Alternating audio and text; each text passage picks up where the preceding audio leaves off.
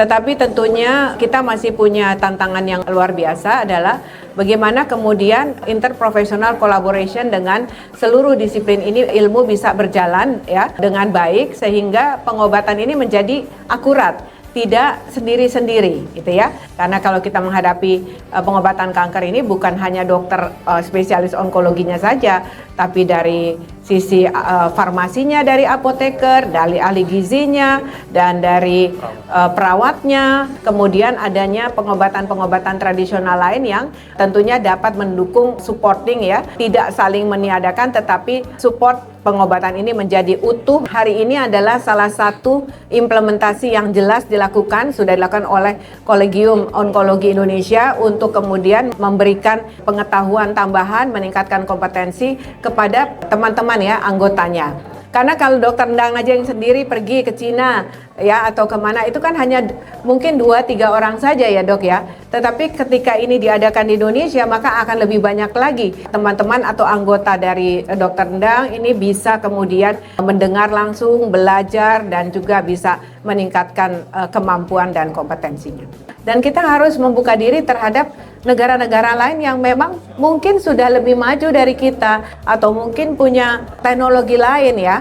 Dan kita tahulah Cina juga termasuk saat ini sudah maju ya, baik dari teknologinya, dari cara teori klinisnya, kemudian penelitiannya ya. Kalau ini ada 2 negara yang jelas dan melakukan kerjasama, kemudian didukung oleh government-nya, mudah-mudahan kolaborasi ini ke depannya akan menjadi lebih baik.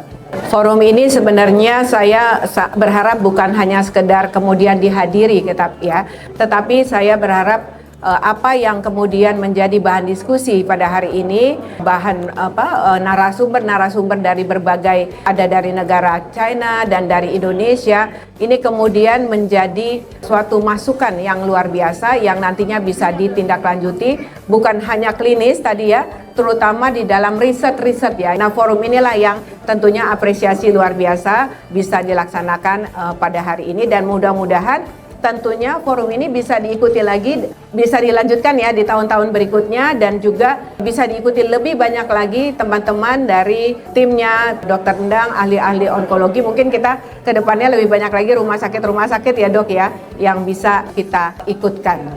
Pengobatan kanker itu terdiri dari 3 pilar. Pertama, kanker itu tidak bisa bekerja sendiri. Satu spesialis tidak bisa bekerja sendiri. Satu dari bagian bedahnya, kanker itu kalau ada harus memungkinkan dioperasi. Nah itu adalah pada dokter-dokter yang punya spesialisasi kompetensi melakukan pembedahan. Kemudian kedua adalah onkologi radiasi atau radioterapi. Radioterapi itu di sinar, di radiasi kanker. Itu dari bidang spesialistik saya. Kemudian ketiga adalah bidang yang sistemik atau kemoterapi. Itu pada dokter-dokter spesialis punya kompetensi untuk melakukan kemoterapi.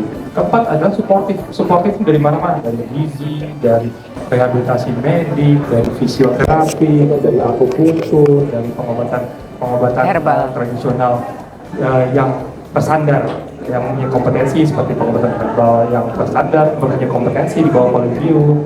Itu kita mengadopt dan kita terbuka dengan teknologi baru baik dari dunia barat, Eropa maupun dari dunia timur seperti salah satunya dari Tiongkok. Karena tadi di awal saya katakan pengobatan kanker itu tidak bisa satu orang spesialis tapi berbagai multidisiplin spesialis maupun dibantu oleh berbagai tenaga kesehatan.